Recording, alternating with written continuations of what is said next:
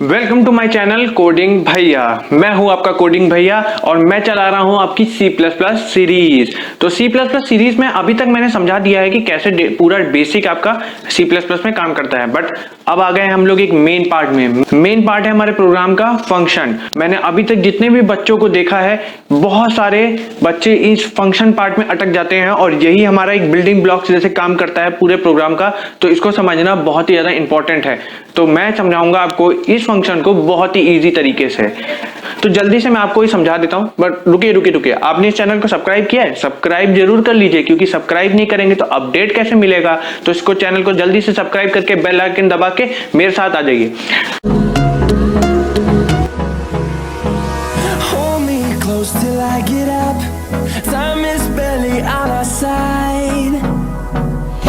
तो हाँ, फंक्शन हम लोग जो बता रहे थे वो एक बिल्डिंग ब्लॉक जैसे काम करता है। मैं आपको एग्जांपल देता हूं। जैसे आपने अपने देखा होगा, बड़ी बड़ी बिल्डिंग्स को बनाने के लिए ब्रिक्स यूज होते हैं। छोटे छोटे ब्रिक्स यूज कर करके हम लोग इतनी बड़ी बिल्डिंग बना देते हैं। वैसे ही प्रोग्राम में छोटे छोटे पीसेस को यूज करके एक हम बहुत बड़ा प्रोग्राम बना सकते हैं। बहुत ही इजी प्रोग्राम, बहुत ही इजी प्रोग्राम। लेंथी होगा मगर बहुत ही इजी होगा देखने में, क्योंकि हमने फंक्शंस का यूज किया है। फंक्शंस हमारे छोटे छोटे पार्ट होते हैं, छोटे छोटे पीसेस होते हैं और हम उन्हीं को मॉड्यूल्स कहते हैं।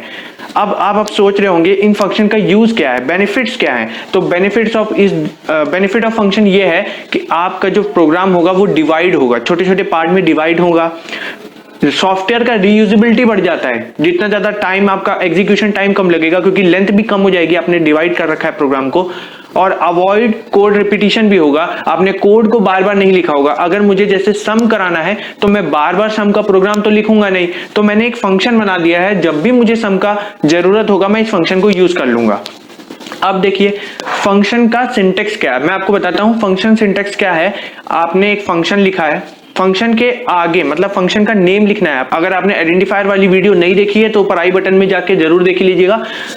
उसके कुछ रूल्स हैं, उसी रूल से लिखा जाता है। फंक्शन का आइडेंटिफायर मेंशन करने के बाद आपको मेंशन करना होगा कि कौन सा डेटा टाइप रिटर्न हो रहा है। मतलब आपको जो वैल्यू रिटर्न होगी वो कैरेक्टर डेटा होगी या फ्लोटिंग में होगी, पॉइंट्स में होगी या फिर इंटीजर होगी। आपने आगे मेंशन करना है। अगर नहीं कोई भी रिटर्न करना है तो आपको आगे वॉइड मेंशन करना है। वॉइड फंक्शन नेम के बाद आपको यूज करना है एक पैरामीटर्स के लिखने हैं, जो ब्रैकेट के अंदर पैरामीटर्स लिखे होते हैं। वो पैरामीटर्स होते हैं हमारे डाटा का मतलब क्या है यहाँ पर कि हमारी कौन सी वैल्यू रिटर्न हो रही है। आप जो वैल्यू नीचे से आएगी, आपने कौन सी वैल्यू नीचे से भेजी है फंक्शन से, मेन फंक्शन से जो आपने वैल्यू भेजी होती है, वो यहां पर हमको लिखने होते हैं कौन से डेटा टाइप के हैं। अभी तक आपने समझ लिया है। उसके बाद होता है हमारा ब्रैकेट के अंदर हमें डेफिनेशन लिखनी होती है। हमारा फंक्शन का डेफिनेशन मतलब कि हमने क्या प्रोग्रामिंग में किया है। पूरा हमारा लॉजिक, प्रोग्राम, वेरिएबल डिक्लेरेशन सब आपका फंक्शन के अंदर होगा। लास्ट में आप लिखते हैं, अगर आपने वॉइड के अलावा आपने कोई और डेटा टाइप यूज किया है तो आपको नीचे लिखना पड़ता है रिटर्न, जो आप रिटर्न करा रहे हैं वैल्यू। जैसे कि आपने जो भी सम करा के रखा है, जो भी करा के रखा है, उसको आपको जब रिटर्न कराना होगा तो रिटर्न लिखेंगे। और अगर आपने जैसे वॉइड यूज किया है तो आपको जरूरत नहीं है। आपको जरूरत इसलिए नहीं है क्योंकि आपने वॉइड होता है कोई वैल्यू रिटर्न नहीं करना है। तो हमने आगे वाले एग्जांपल में वॉइड ही यूज किया है, आप देखिएगा। अब आपको लगभग जिस्ट मिल गया है सिंटेक्स का। अब मैं आपको एक एग्जांपल देता हूं। देखिए यहां पर क्या लिखा है मैंने, hash include IO stream using namespace STD.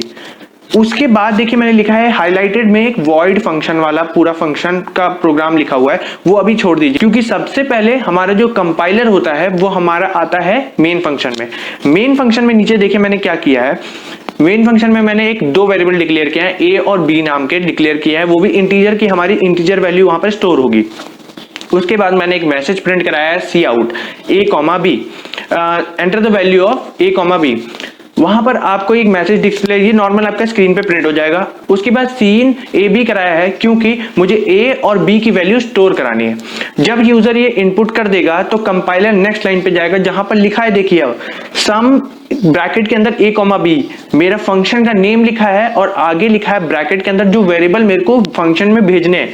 ए और बी में मैंने स्टोर कराई थी दो वैल्यू, दो सम, मतलब मान लीजिए अगर इनपुट आया था 5 और 4, तो वो ए में 5 और बी में 4 है, वो दोनों वहां पर स्टोर है और उन दोनों को मैंने फंक्शन कॉल में रखा है। यही हमारा फंक्शन कॉलिंग स्टेटमेंट होता है जब हम मेन के अंदर से फंक्शन को कॉल कर रहे होते हैं।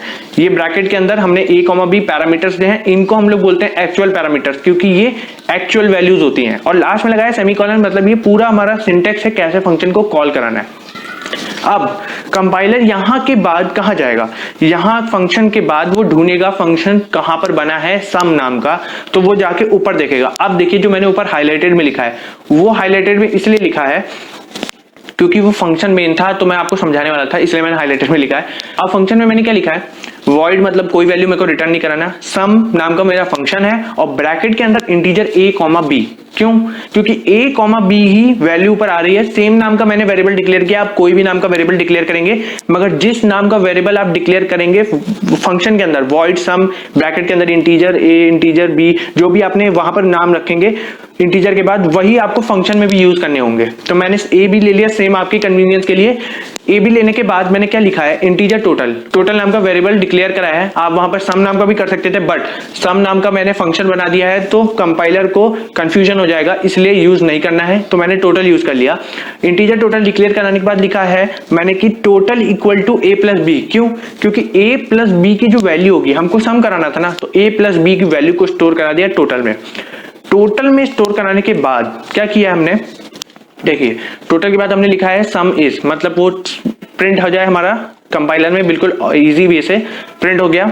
उसके बाद हमने टोटल को आउट कराया। क्यों? क्योंकि a प्लस बी की ही वैल्यू तो टोटल में स्टोर हुई थी, तो वही हमने यहाँ पर स्टोर करने के बाद सी आउट करा दिया और फंक्शन हमारा खत्म हो गया। यहाँ पर हमारा यहाँ पर रिटर्न इसलिए यूज नहीं हुआ क्योंकि हमने void data type void use किया था। वॉइड रिटर्न टाइप का मतलब यही होता है कि आपको यहाँ पर कोई वैल्यू रिटर्न नहीं करानी। और मान लीजिए आपने अगर यहाँ पर इंटीजर लिखा होता, इंटीजर सम, तो यहाँ पर आप लिखते रिटर्न टोटल या फिर रिटर्न 0, अगर आपने पहले ही लिख दिया है टोटल को सी आउट में।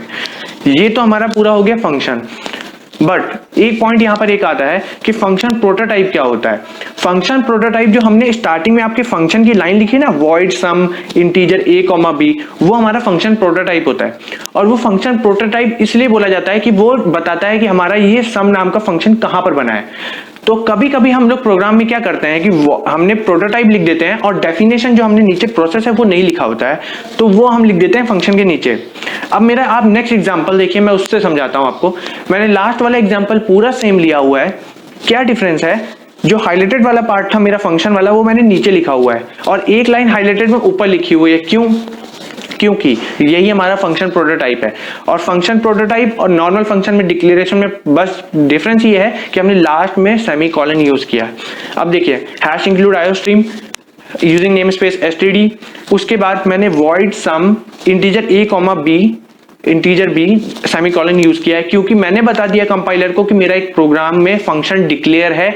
अभी डेफिनेशन मैंने नहीं लिखा है, कंपाइलर भी इस बात को रेडी है मानने के लिए। उसके बाद वो मेन में आता है, मेन में वो चेक करता है सबसे पहले, क्योंकि प्रोग्राम मेन में आता है तो वो मेन में चेक करेगा सेम वही ए बी डिक्लेयर कराया है, ए बी को स्टोर कराया है। उसके बाद मैंने जब सम a comma b function call कराया, फंक्शन जो एक्चुअल पैरामीटर से कॉल कराया, तो जो कंपाइलर है वो हमारा ऊपर जाएगा, वो देखेगा कि वॉइड सम लिखा तो है और इंटीजर a कॉमा b भी लिखा है, मगर लास्ट में सेमीकोलन लगा है। मतलब ये हमारा जो है वो फंक्शन प्रोटोटाइप है, मतलब यूजर ने फंक्शन बनाया है, मगर ये फंक्शन का डेफिनेशन यहाँ पर आपको नहीं मिलेगा।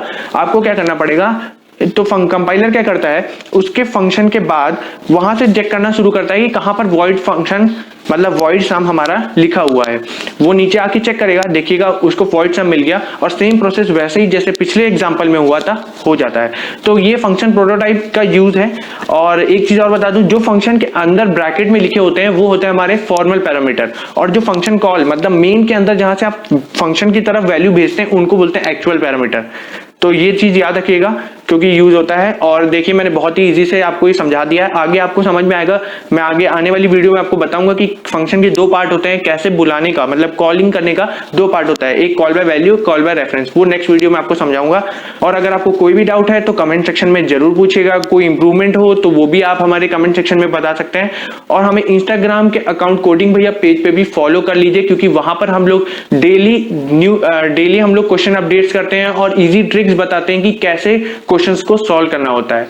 अगर आपको ये वीडियो अच्छी लगी तो लाइक जरूर करिएगा, और अगर अभी तक भी सब्सक्राइब नहीं किया है तो सब्सक्राइब कर देना, क्योंकि ये वीडियो का अपडेट्स आपको फिर कैसे मिलेंगे। तो मैं मिलूंगा अब आपको अपनी नेक्स्ट वीडियो में किसी और टॉपिक के साथ, नहीं फंक्शन के ही अगले टॉपिक के साथ। और thank you for watching this video, keep coding.